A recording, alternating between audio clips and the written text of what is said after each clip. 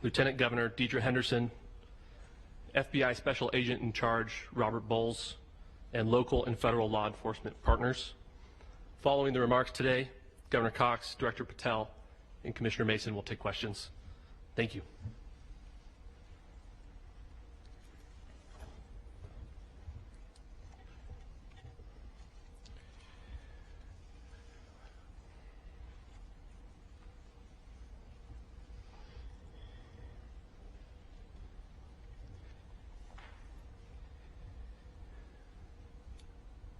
Good morning, ladies and gentlemen.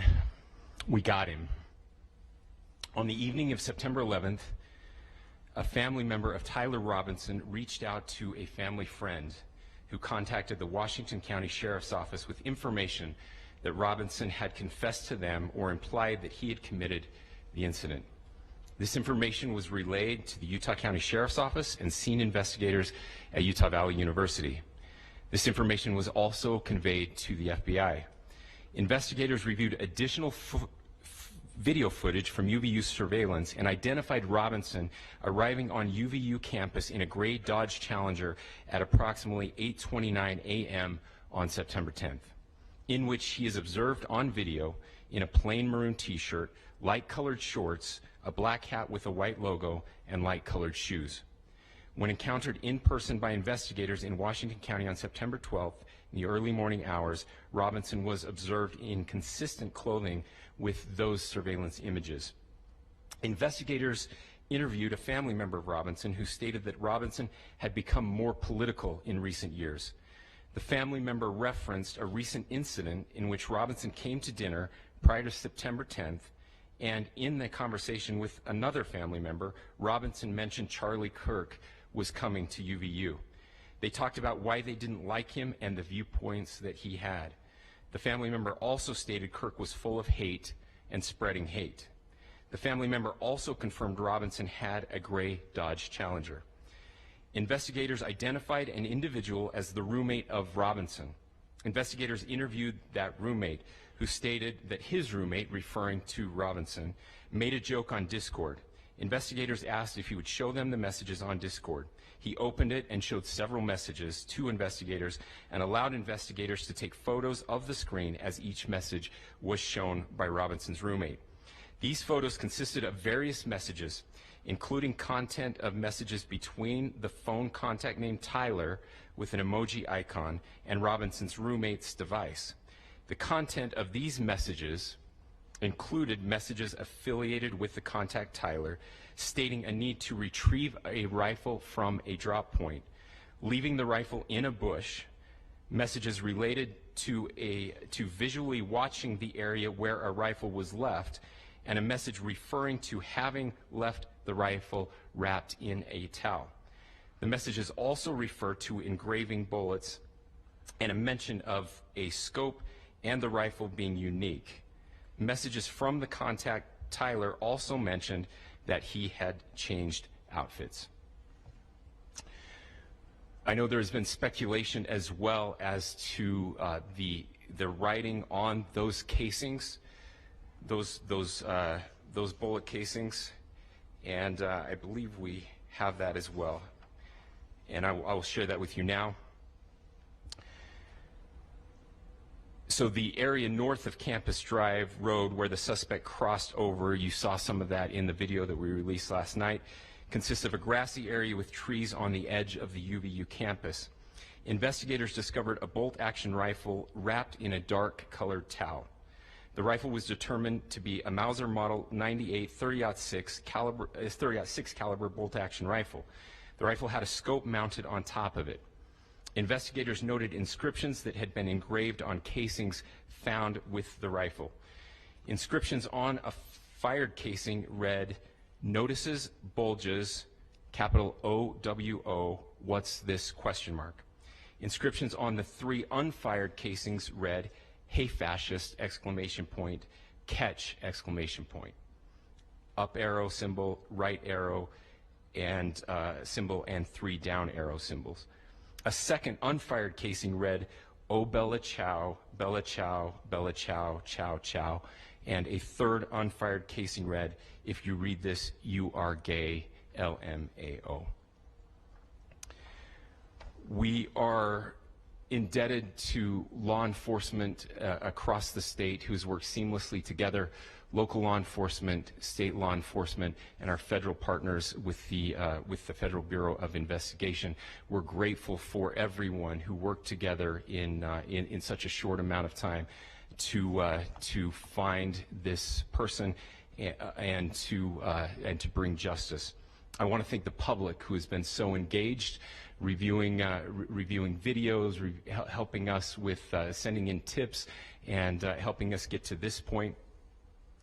I want to thank the family members of Tyler Robinson who did the right thing in this case and were able to bring him into to law enforcement as well. I especially want to thank the family of Charlie Kirk, Erica, Charlie's parents, his children. I want us to be thinking of them as we bring justice in this case. They will be involved in that justice. We will be working very closely with them as we move through this process as well. This is a very sad day for our country, a terrible day for the state of Utah, but I'm grateful that at this moment we have an opportunity to bring closure to this very dark chapter in our nation's history. With that, I will now turn the microphone over to the Director of the FBI, Kash Patel. Thank you, Governor. This is what happens when you let good cops be cops. The FBI and our partners are proud to stand here today together to bring justice to the family of Charlie Kirk and honor his memory. I want to express my deep gratitude to President Trump, the Vice President, and the entire White House who have been so incredibly supportive with both resources and just personally to the FBI as a team. They had our backs the entire way, and I just want to express my gratitude for giving us the resources we need to operate in this space to bring this sort of justice at this sort of speed. In 33 hours, we have made historic progress for Charlie. Governor Cox, our partnership has been absolutely incredible these last few days. Our partnership will endure. Your state and local partners, your sheriffs, your DPS community has been unbelievably impressive in the hardest of times. And a case like this cannot be solved, cannot be brought without partnering with your state and local authorities. The FBI has a certain role to play, and we will play that role, and we will lead out for the federal government. But Governor Cox, we are so grateful for your state partnership that led out on this investigation. A little bit of the timeline. Charlie was shot at 12:23 p.m. on Wednesday. The first FBI agents arrived on scene in 16 minutes with chiefs of police at 12:39 and secured the scene. The FBI immediately launched fixed-wing assets. We utilized these assets to transport personnel, specialty technicians, hostage rescue teams. We also utilized these assets to go back and forth from the East Coast and here in Utah to transport forensic evidence and other evidence that will be analyzed and is being analyzed at our FBI laboratories in Quantico and other laboratories, including the ATF. At my direction, the FBI released the first set of FBI photos of the suspect at 10 a.m. local time on 9/11. Then, shortly thereafter, the FBI reward of $100,000 was released at 10:45 a.m. local. Myself and Deputy Director Bongino arrived on scene at approximately 5:30 p.m. on 9/11. The governor led a press conference last night at approximately 8 p.m., where at my direction, the FBI released a never-before-seen video of the suspect. We also released new images to the public of the suspect. And just last night, the suspect was taken into custody at 10 p.m. local time.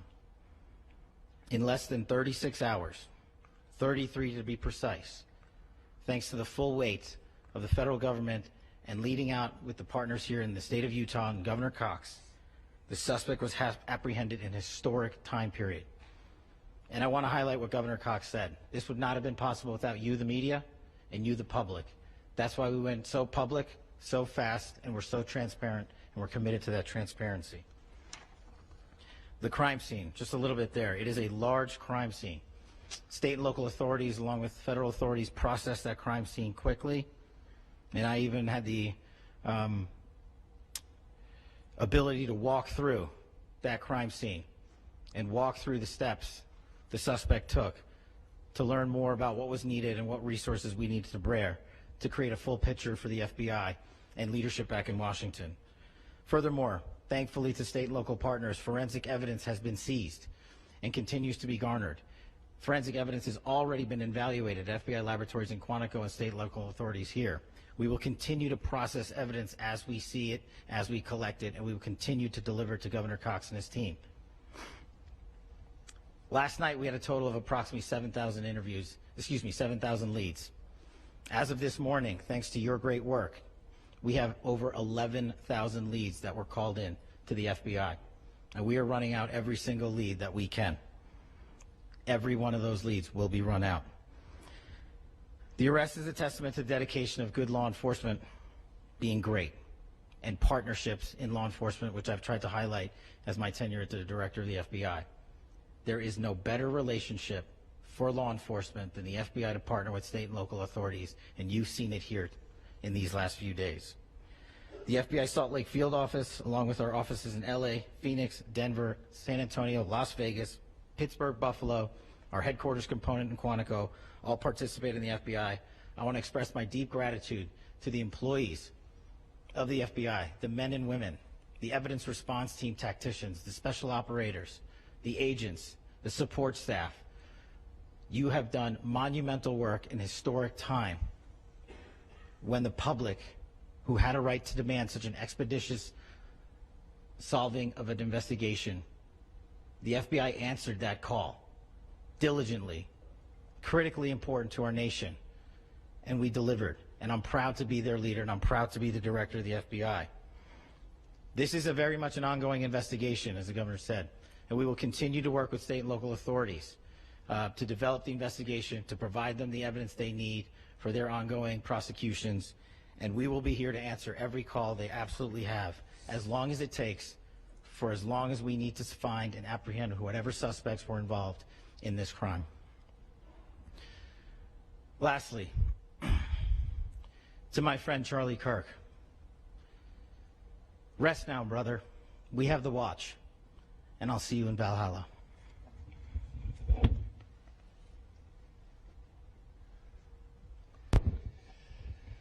Thank you, and good morning. I would just like to take a few minutes as the sheriff to express my gratitude for everybody who has played a part in this investigation.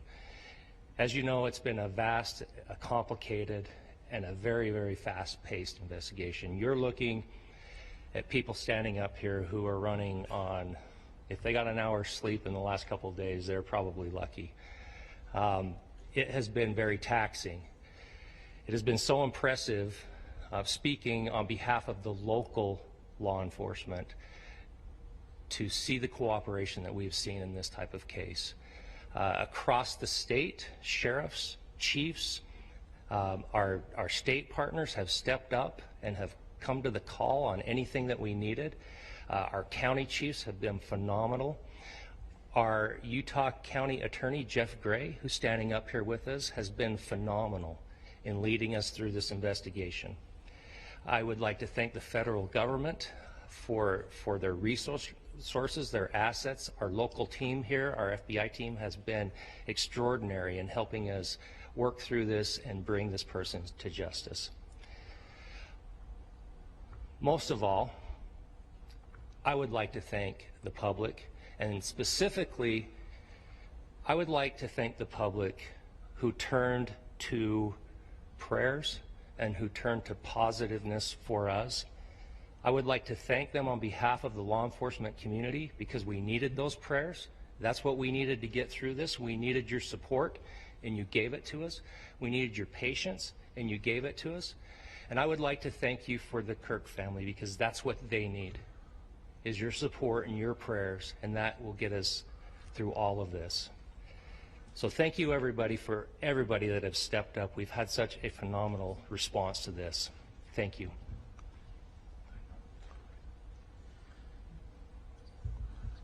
I also want to give a special thanks to the Attorney General and the Department of Justice. Their unwavering support and their commitment to justice is shown true here.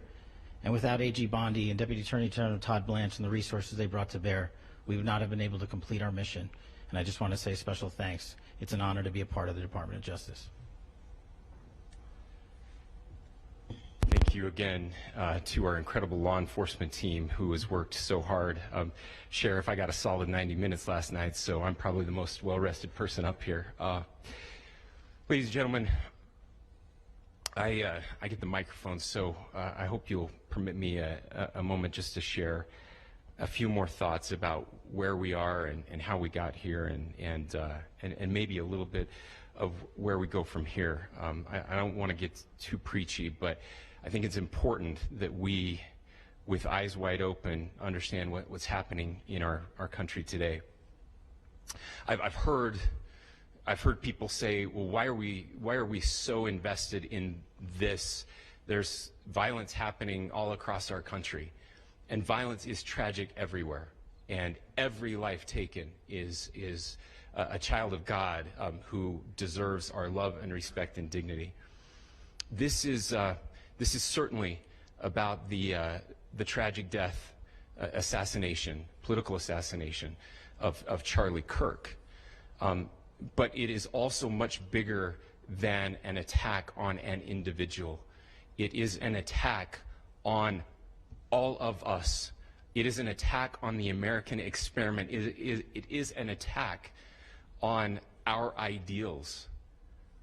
This cuts to the very foundation of who we are, of who we have been, and who we could be in better times. Political violence is different than any other type of violence for lots of different reasons. One, because in the very act that Charlie championed of expression, that freedom of expression that is enshrined in our founding documents, in having his life taken in that very act, makes it more difficult for people to feel like they can share their ideas, that they can speak freely. We will never be able to solve all the other problems, including the violence problems that people are worried about, if we can't have a clash of ideas safely and securely. Especially those ideas with which you disagree. That's why this matters so much. Over the last 48 hours, I have been as angry as I have ever been, as sad as I have ever been. And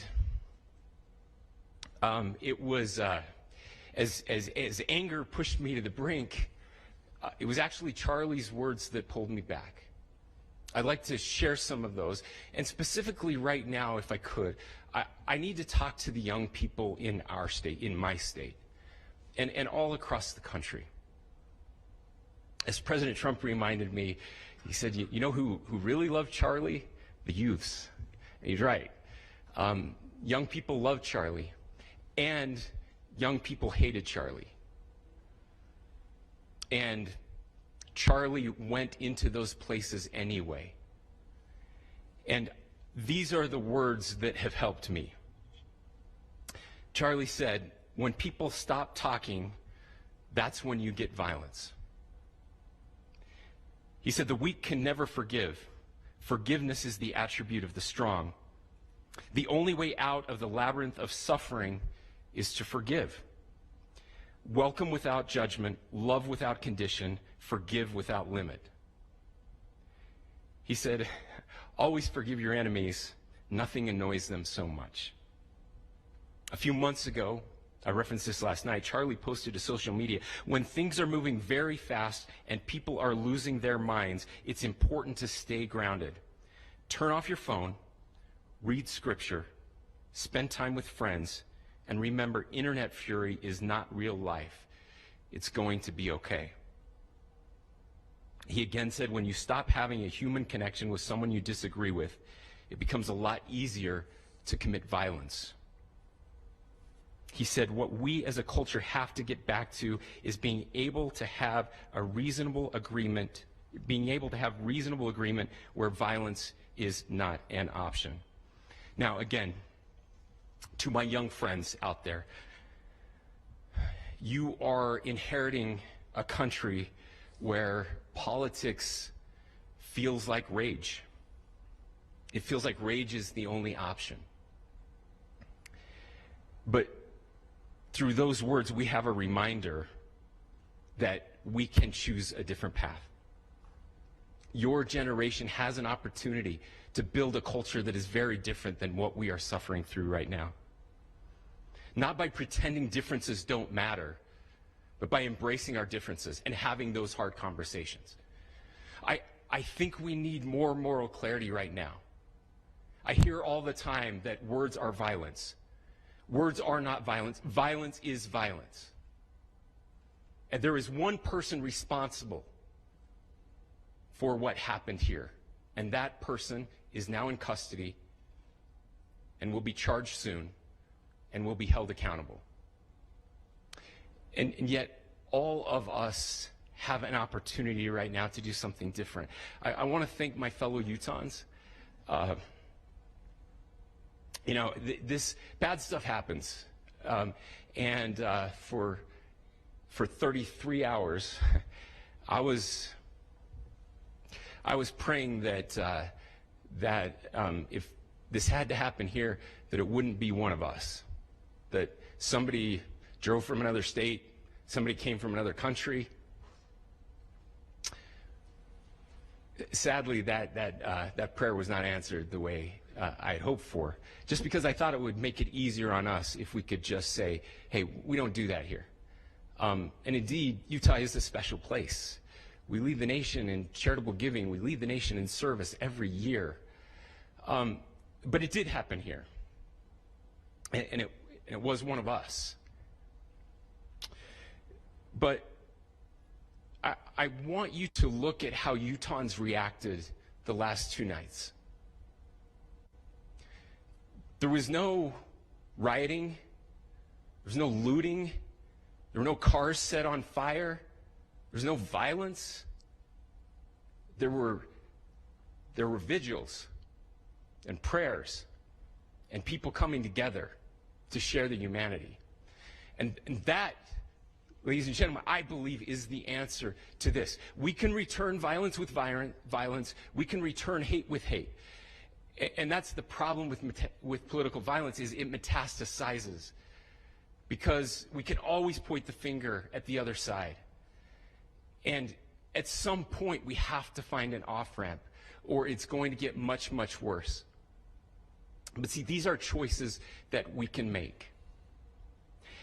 History will dictate if this is a turning point for our country. But every single one of us gets to choose right now if this is a turning point for us. We get to make decisions. We have our agency. And I desperately call on every American, Republican, Democrat, liberal, progressive, conservative, MAGA, all of us to please, please, please follow what Charlie taught me. I'll just conclude with words I share often from a friend and author, Yuval Levin, who was asked if he was optimistic about our country. And he said, I'm not optimistic. He said, I hate optimism. Like, that sounds bad. But he said, optimism is a vice. It's this idea that good things are just going to happen. And he said, in the history of the world, good things have never just happened. He says, I'm not optimistic, but I am hopeful.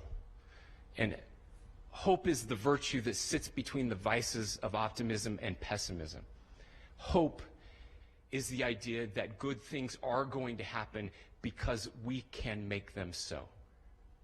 I still believe in our country. And I know Charlie Kirk believed in our country. I still believe that there is more good among us than evil. And I still believe that we can change the course of history. I'm hopeful because Americans can make it so. Ladies and gentlemen, we're happy to answer any questions you might have. Governor, can you please speak to whether the suspect is speaking with authorities and his demeanor, Tyler Robinson, when he turned himself in? I cannot speak to that.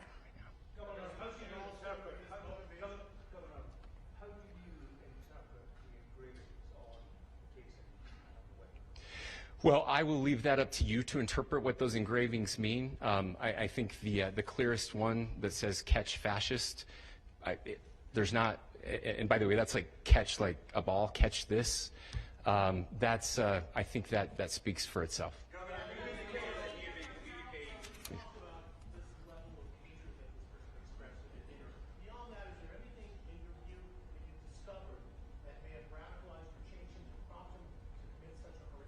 There's nothing more that we can share at this time. Governor, you indicated that you've been communicating with a friend on Discord about the gun.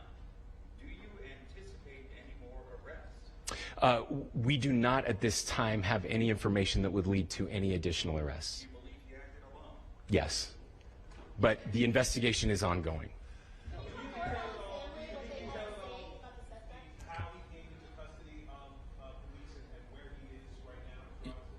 Yes, so right now, Mr. Robinson has been booked into the Utah County Jail.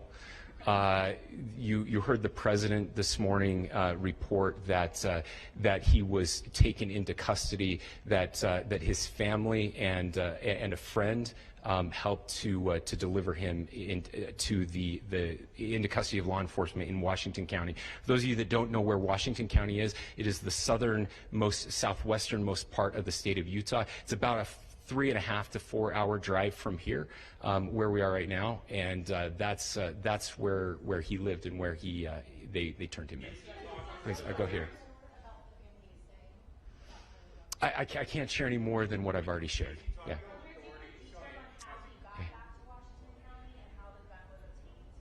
So how we obtained the gun? The gun was found here. So I don't have much more details on that. We do know that he drove. We had his car here on campus, and then we had his car going south back to the St. George. It's actually the city of Washington in Washington County. Is he talking with authorities and did he discuss a motive? I'm sorry? Did the suspect plan to carry out any other attacks? We don't have any information that would lead us to believe that. Yes, in fact, it was just released. Yes. We, I can't answer that right now. Can you clarify? Over here.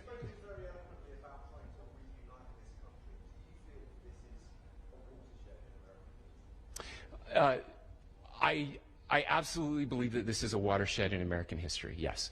The question is, what kind of watershed? And that chapter remains to be written. Is this the end of a dark chapter in our history, or the beginning of a darker chapter in our history? Look, I mean, if you look at true political assassinations in this country of someone of this stature, this feels a lot like the late 60s, and having one so gruesomely displayed on camera in all of our hands and in all of our pockets. We are not wired as human beings biologically, historically. We have not evolved in a way that we are capable of processing those types of violent imagery. And by the way, we've seen another one with a gruesome stabbing very recently that went viral. This is not good for us. It is not good to consume. Social media is a cancer on our society right now, and I would encourage people to log off, turn off, touch grass, hug a family member, go out and do good in your community. That is happening, and it's happening organically right now. I had a friend in a small city in Utah who said, we're getting together, the Republicans and Democrats in my little town are getting together to have a discussion tonight, last night, just to find a way to find their better angels. So yes, this could be, I mean, again, you have to go back to JFK to have seen a video live of something like this happening. I wasn't born until 1975, but I know that things were really dark in the late 60s. Sorry to some of you. I know some of you were there. This is our moment. Do we escalate, or do we find an off-ramp? And again, it's a choice. It's a choice, and every one of us gets to make that choice. Two more questions right here. Could we clarify that the release of those enhanced images at 8 p.m., the timeline that Director Patel gave us, led to the arrest at 10 p.m.? Is there a direct connection between those two events? I cannot comment if there is a direct connection or not, but all I can say is that, that through some process, the family came to know that this had happened. One more thing, Governor. Could you just clarify the clothing issue you mentioned earlier? Was he changing outfits? Could Correct. you just clarify this? Yes. So, so when he's first spotted on campus, he has different clothing on, and then he changes clothing on the roof, and then changed back into that clothing at some point, so that when he was apprehended, when he was arrested, the clothing matched the clothing he had on before the shooting here at UVU. Last question here.